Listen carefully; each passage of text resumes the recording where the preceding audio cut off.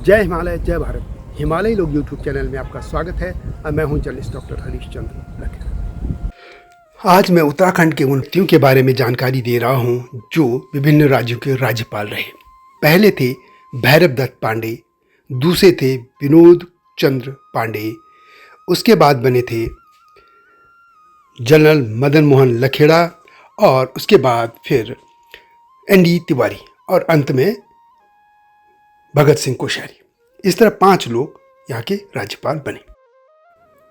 ICS अफसर भैरव दत्त पांडे प्रधानमंत्री इंदिरा गांधी के समय में कैबिनेट सचिव रहे। वे पश्चिम बंगाल और पंजाब के राज्यपाल रहे और कुछ समय के लिए वो चंडीगढ़ के उपराज्यपाल भी रहे, यानी अब तो वहाँ प्रशासक होता है। और 4 अप्रैल 2009 को उनका निधन हो गया था। इसी तरह विनोद चंद्र पांडे भी कुमाऊं मूल के थे। 16 फरवरी 1932 को उनका जन्म हुआ था और 7 फरवरी 2005 को उनका निधन हो गया। वे राजस्थान के लड़के आईएएस अफसर थे और वे मुख्य रूप से 1979 और 90 के बीच में कैबिनेट सचिव रहे। वे साहित्यकार भी थे और वे हिंदी, पाली और संस्कृत के विद्वान भी थे। उनका जन्म ऐसे परिवार में हुआ था जहाँ से 2 अन्य कैबिनेट सचिव बीडी पांडे और कमल पांडे ये भी हुए थे। और प्रधानमंत्री विश्वनाथ प्रताप सिंह के कार्यकाल में वे 23 दिसंबर 1989 से 11 दिसंबर 1990 तक कैबिनेट सचिव रहे। इससे पहले जब वीपी सिंह वित्त मंत्री थे तो तब वे राजस्व सचिव थे, क्योंकि वे दोनों एक समय में ही इलाहाबाद यूनिवर्सिटी में पढ़े थे। अटल बिहारी वाजपेयी सरकार के काल में वे बिहार और झारखंड और अरुणाचल प्रदेश के राज्यपाल भी रहे। बिहार के जो राज्यपाल रहे वे 1999 से 2003, झारखंड के 2002 में रहे और अरुणाचल के 2003 से 4 के बीच में वे इस पद पर रहे। ये दोनों राज्यपाल कुमाऊं मंडल से थे और गढ़वाल मंडल से जो पहले राज्यपाल बने हुए थे lieutenant general Madan Mohan Lakhera. General Lakhera Mizoram के राज्यपाल रहे, लेकिन इससे पहले वो पौंडीचेरी, जो आज पुडुचेरी कहा जाता है, उसके उपराज्यपाल रहे और उस समय उन्होंने सुनामी पीड़ितों के पुनर्वास के लिए उल्लेखनीय कार्य किए। जनरल लखेड़ा ने कुछ समय तक अंडमान और निकोबार द्वीप समूह के उपराज्यपाल, जो कि प्रशासक भी कह सकते हैं, ये उनका अतिरिक्त भार भी संभाला था। मधुर स्वभाव और अपनी लगन के पक्के जनरल लखेड़ा उत्तराखंड के एकमात्र ऐसे फौजी अफसर हैं जो PBSM, ABSM, BSM समेत सभी मेडलों से सम्मानित किए गए थे। वे 2 बार chief of army staff commendation रहे और उनकी इसी सराहनीय सेवा के लिए उन्हें इतने मेडलों से पुरस्कृत किया गया था। लखेड़ा ने 7 जुलाई 2004 को पुडुचेरी, जो पांडुचेरी थी तब, उसके उपराज्यपाल का पदभार संभाला था। लगभग 2.5 साल बाद उनको मिजोरम का राज्यपाल बना दिया गया।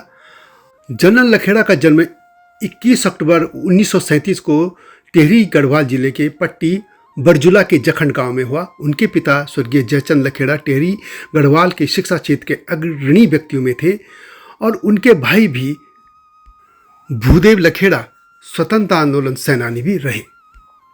जनरल लखेड़ा की प्रारंभिक जो शिक्षा थी वो जखंड जो प्रारंभिक स्कूल था उसी में हुआ था। उसके बाद उच्च शिक्षा राष्ट्रीय इंडियन मिलिट्री कॉलेज फकपुट यानी से तथा देहरादून से 1949 से 51 तक दी। उसके बाद नेशनल डिफेंस अकादमी खड़गवासला पुणे से उन्होंने प्रशिक्षण लिया और 4 जून 1958 से इंडियन मिलिट्री कॉलेज देहरादून से प्रशिक्षण लेकर भारतीय सेना में कमीशन ऑफिसर बने थे। सन 1961 में गोवा ऑपरेशन, 1965 को 1971 में भारत पाकिस्तान युद्ध में जम्मू कश्मीर सेक्टर में अपने महत्वपूर्ण उन्होंने जो है भूमिका निभाई थी। दक्षिण भारत के वेलिंगटन के डिफेंस सर्विस स्टाफ कॉलेज से और स्कूल ऑफ आर्टिलरी में लॉ गनरी स्टाफ कोर्स से भी उन्हें प्रशिक्षण प्राप्त किया और वे कुमाऊं रेजिमेंट में उनको कमीशन मिल दिया गया था। General Lakhera counter insurgency operation के विशेषज्ञ माने जाते रहे और सन 1981 से 1982 तक मणिपुर ब्रिगेड के डिप्टी कमांडर भी रहे। पंजाब में 1984 में हुए ब्लू स्टार ऑपरेशन तथा 1984 में कानपुर में हुए दंगों पर नागरिक प्रशासकों को सहायता देने में उनकी महत्वपूर्ण भूमिका रही। उन्होंने सेना में रहते हुए अपना लंबा समय जो है कश्मीर में बिताया। जनरल लखेड़ा की इन सेवाओं को देखते हुए राष्ट्रपति ने 26 जनवरी 1991 में अति विशिष्ट सेवा मंडल उनको अलंकृत किया था। वे जून 1993 में भारतीय सेना के एडजुटेंट जनरल भी बने थे। 26 जनवरी 1995 में उनको परम विशिष्ट सेवा मेडल से विभूषित किया गया। वे कुमाऊं रेजिमेंट के कर्नल कमांडेंट भी रहे। नारायण दत्त तिवारी, जिनको एनडी तिवारी के नाम से जाना जाता है, 14 अक्टूबर 1925 को जन्मे थे और 18 अक्टूबर 2018 को उनका निधन हो गया। उत्तर प्रदेश और उत्तराखंड के वे मुख्यमंत्री रहे और इसके अलावा वे भारतीय राष्ट्रीय कांग्रेस के वरिष्ठ नेता थे। उन्होंने तिवारी कांग्रेस जो कहते थे उसका भी गठन किया था। वे उत्तर प्रदेश के 3 बार मुख्यमंत्री रहे, 1976 से 77, 1984 से 85, 1988 से 89 और इसके अलावा उत्तराखंड के मुख्यमंत्री 2002 से 2007 तक रहे। इसके अलावा उन्होंने इंदिरा गांधी और राजीव गांधी के मंत्रिमंडल में भी काम किया। 2007 से 2009 तक वे आंध्र प्रदेश के राज्यपाल रहे। हालांकि उनका राज्यपाल का जो कार्यकाल था वो बहुत विवादित रहा था। सभी को पता है कि किस तरह वे भी बेआबरू होकर वहाँ से निकले थे। नैनीताल जिले के बलूती गांव में जन्मे एनडी तिवारी की शुरुआती शिक्षा हल्द्वानी, बरेली और नैनीताल में हुई। बाद में वह स्वतंत्रता आंदोलन में शामिल हो गए थे। इलाहाबाद विश्वविद्यालय से उन्होंने राजनीतिक शास्त्र में एमए किया था। वे विश्वविद्यालय में इस परीक्षा में एमए की जो थी उसमें प्रथम आए थे और बाद में उन्होंने इसी विश्वविद्यालय से एलएलबी की डिग्री भी की थी। और 1947 में आज़ादी के जो वर्ष था उसमें वे इलाहाबाद यूनिवर्सिटी के छात्र यूनियन के अध्यक्ष भी चुने गए थे और यह उनके राजनीतिक जीवन की पहली सीढ़ी थी। राजीव गांधी के निधन के बाद एक समय ऐसा था कि ये माना जा रहा था कि वे देश के प्रधानमंत्री भी बन सकते हैं, लेकिन वे नैनीताल से चुनाव हार गए थे और इस तरह उनका रास्ता बंद हो गया और पीवी नरसिम्हा राव देश के प्रधानमंत्री बन गए थे। एनडी तिवारी महिला मित्रों के लिए हमेशा चर्चा में रहे और इसी कारण वे आंध्र प्रदेश के राज निवास से उनको बेशर्मी के साथ बाहर होना पड़ा था। सिंह कोश्यारी की भगत सिंह कोश्यारी आरएसएस से जुड़े रहे हैं और भारतीय जनता पार्टी के वे नेता हैं। वे मुख्यमंत्री भी रहे उत्तराखंड के और सांसद भी रहे। इसके अलावा वे महाराष्ट्र के जो राज्यपाल थे वो पद उन्होंने हाल में छोड़ा है। 17 जून 1942 को उत्तराखंड के कुमाऊं क्षेत्र के बागेश्वर जिले के कपकोट ब्लॉक इलाके में उनका जन्म हुआ था। उनकी प्रारंभिक शिक्षा अल्मोड़ा में हुई और उसके बाद उन्होंने आगरा विश्वविद्यालय से अंग्रेजी में पोस्ट ग्रेजुएशन किया था। कोश्यारी अपने विद्यार्थी काल से राष्ट्रीय स्वयंसेवक संघ से जुड़ गए से 1977 में उन्होंने आपातकाल का विरोध भी किया था और वे जेल में भी रहे। और 2002 में जब राज्य उत्तराखंड बना था तो तब उनको जो नित्यानंद स्वामी सरकार थी उसमें उनको ऊर्जा, सिंचाई, कानून और विधायी मामलों का मंत्री बनाया गया था।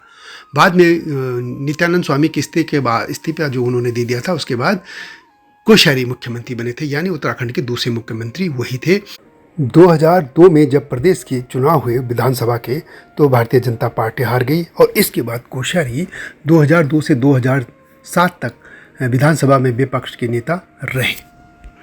2007 से 2009 तक वे भारतीय जनता पार्टी के प्रदेश अध्यक्ष भी रहे और इसके बाद 2007 में जब उत्तराखंड में भारतीय जनता पार्टी सत्ता में लौटी चुनाव के बाद तो मुख्यमंत्री उनको नहीं बनाया गया। उनकी जगह बीसी खंडूड़ी, मेजर जनरल भुवनचंद्र खंडूड़ी बने और उनको कोश्यारी को राज्यसभा भेज दिया। इस तरह वे 2008 से 2014 तक राज्यसभा में रहे और इसके बाद 2014 में फिर वे नैनीताल संसदीय सीट से चुनाव जीते और लोकसभा पहुंचे और 2019 में उन्होंने चुनाव उनको नहीं दिया, टिकट नहीं मिला और फिर बाद में उनको राज्यसभा भेज दिया और राजबाज में फिर वे महाराष्ट्र के राज्यपाल बने। से अब उनकी विदाई हो। इनके अलावा एडमिरल देवेंद्र कुमार जोशी भी अंडमान निकोबार द्वीप समूह के उपराज्यपाल रहे। 8 अक्टूबर 1917 को उन्होंने यह पद संभाला था। वे अल्मोड़ा के दौलाघाट के लक्ष्मीर गांव के मूल निवासी हैं। 4 जुलाई 1954 को जन्मे एडमिरल देवेंद्र जोशी भारत के 21वें सेनाध्यक्ष बने थे। INS सिंधु रत्न दुर्घटना व इससे पहले कई सिलसिलेवार दुर्घटनाओं की नैतिक जिम्मेदारी लेते हुए उन्होंने 26 फरवरी 2014 को अपने पद से इस्तीफा दे दिया था और ऐसे करने वाले वे पहले नौसेना अध्यक्ष थे भारत के। एडमिरल DK जोशी ने 1 अप्रैल 1974 को भारतीय नौसेना के एग्जीक्यूटिव ब्रांच में कमीशन प्राप्त किया था।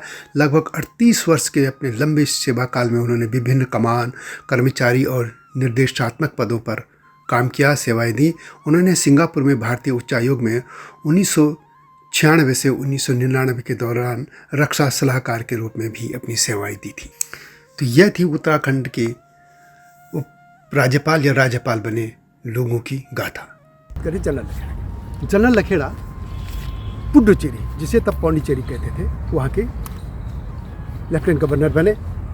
जाते ही उन्होंने वहाँ के सरकार में जो ऑफिसर थे उनको कहा था कि इस राज्य में ऑफिसर्स को कहा कि किसी भी काम के लिए ना कहूँगा तो मैं कहूँगा, तुम किसी को भी ना नहीं। वैसे तो पौंडीचेरी में चुनी सरकार भी है, जैसे दिल्ली की तरह वो भी यूटी है और वहाँ भी विधानसभा भी है, यानी मुख्यमंत्री भी है, परंतु प्रशासनिक तौर पर गवर्नर सबसे ऊपर होते हैं। जो वहाँ के ब्यूरोक्रेट होते हैं, ब्यूरोक्रेसी जो है वो गवर्नर के पास जाता होती है, जैसे दिल्ली में भी है, हर जगह ऐसे ही है।